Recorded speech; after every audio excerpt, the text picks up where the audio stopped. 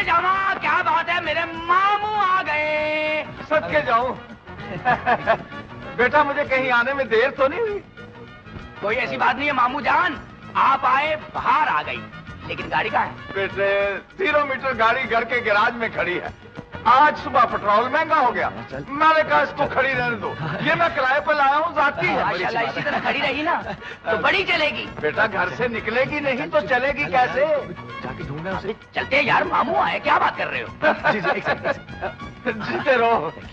ये क्या छुपा रखा है?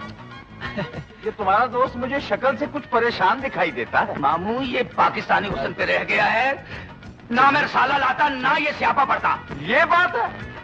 दिखाओ बेटे मामू, 2 वारी माँ माँ धन एक मामू।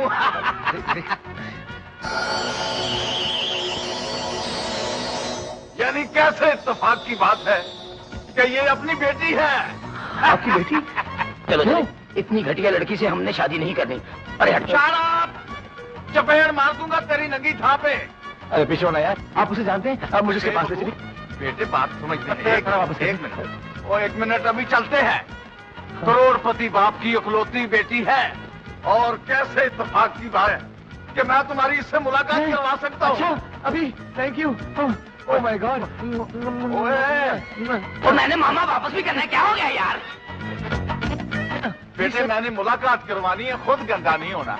ओ 1 मिनट, करोड़पति बाप की बेटी है और कैसे इत्तेफाक की बात है बेटा कि मैं आज तुम्हें शान और शौकत और दबदबे के साथ वहां ले जाऊंगा, क्योंकि आज रात को उसकी सालगिरह है।